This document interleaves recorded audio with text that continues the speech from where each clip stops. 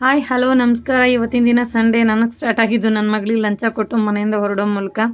ಅದಾದಮೇಲೆ ನನ್ನ ಹಸ್ಬೆಂಡ್ ನನಗೆ ಶಾಪ್ ಹತ್ರ ಡ್ರಾಪ್ ಹಾಕಿದ್ರು. ಬಿಕಾಸ್ ಇವತ್ತು ಕ್ರೌಡ್ ಜಾಸ್ತಿನೇ ಇರುತ್ತೆ ಸಂಡೇ. ಕಸ್ಟಮರ್ಸೇ ಕಾಲ್ಸ್ ಮಾಡಿ ನಮ್ಮನ್ನು ಎಪ್ಸಿದ್ದಾಯಿತು. ಸೊ ಹೋಗ್ಬಿಟ್ಟು ಗಾಡಿಗಳನ್ನೆಲ್ಲ ಆಚೆ ತೆಗೆದು ಒಳಗಡೆ ಹಾಕಿ ಕಸ್ಟಮರ್ಗೆಲ್ಲ ಗಾಡಿ ತೋರಿಸಿ ಅವರಿಗೆಲ್ಲ ಡೆಲಿವರಿ ಕೊಡಬೇಕಾಗಿತ್ತು. ಸೊ ಆಲ್ಮೋಸ್ಟ್ ಇವತ್ತು ಕ್ರೌಡ್ ಜಾಸ್ತಿನೇ ಇತ್ತು. ಮಧ್ಯಾಹ್ನ ನಮ್ಮಪ್ಪ ಊಟ ತೊಗೊಂಬಂದರು. ಊಟ ಮತ್ತು ಲಂಚು ಸೇರಿ ಲೈಕ್ ಬ್ರಂಚ್ ಆಗೋಯ್ತು. ಅದನ್ನೇ ತಿಂದಿದ್ದು ಆಗೋಯ್ತು.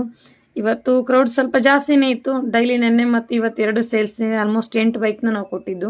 ಅದರಲ್ಲಿ 3 ಗಾಡಿ ಮಾತ್ರ ಇವತ್ತು ಕೊಡೋಕ್ಕೆ ಸಾಧ್ಯ ಆಗಿದ್ದು ಡೆಲಿವರಿನ.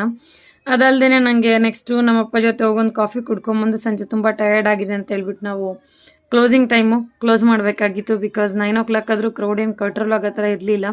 ಸೊ ಇರೋ ಕಸ್ಟಮರ್ಸ್ಗೆಲ್ಲ ನಾಳೆ ಕೊಡ್ತೀವಿ ಅಂತ ರಿಕ್ವೆಸ್ಟ್ ಮಾಡಿಕೊಂಡು ಬಂದಿದ್ದಾಯಿತು ಮನೆ ಕಡೆಗೆ. ಸೊ ನನಗೆ ವೆಲ್ಕಮ್ ಮಾಡಿದ್ದು ನನ್ನ ಮುದ್ದು ಮಗಳು.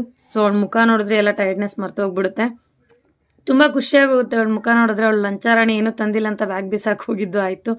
ಅದಾದಮೇಲೆ ನಾನು ಮನೇಲೆಲ್ಲ ಹುಡುಕ್ತಾ ಇರೋದು ನೋಡಿ ನಮ್ಮಮ್ಮ ಲೈಕ್ ತಿನ್ನಬೇಕು ವಶವಾಗಿದೆ ಅಂತ ಗೊತ್ತಾಗ್ಬಿಡ್ತು. ಸೊ ನನಗೋಸ್ಕರ ನಮ್ಮಮ್ಮ ನನಗೆ ಪ್ರಿಪೇರ್ ಮಾಡಿದ್ದು ದೋಸೆ. ಬಿಕಾಸ್ ಇಟ್ಟು ಉಳ್ದಿತ್ತಲ್ವ ಖಾಲಿ ಮಾಡಬೇಕು ಅಂತ. ಸೊ ಅದಾದಮೇಲೆ ನೆಕ್ಸ್ಟ್ ನನ್ನ ಹಸ್ಬೆಂಡ್ ಬಂದರು. ಅವ್ರಿಗೂ ಕೂಡ ಇವತ್ತು ದೋಸೆನೇ. ಬಿಕಾಸ್ ಅವ್ರಿಗೆ ಪಲ್ಯ ಇಷ್ಟ, ಕಾಳು ಪಲ್ಯಗಳು ಇಷ್ಟ ಆಗುತ್ತೆ. ಅವ್ರಿಗೋಸ್ಕರ ಹಸಿ ತೆಗೆದುಕಾಳು ಪಲ್ಯ ಮತ್ತು ದೋಸೆ ಹಾಕ್ಕೊಟ್ಟಿದ್ದಾಯಿತು. ಅವಳು ಮೊಬೈಲ್ ನೋಡ್ತಾಳೆ ಅಂತ ನನಗೂ ಬೈದಿದ್ದಾಯಿತು. ಕೊನೆಗೆ ನಾನು ಬಾಯ್ ಹೇಳ್ಬಿಟ್ಟು ಮಲ್ಕೊಂಡು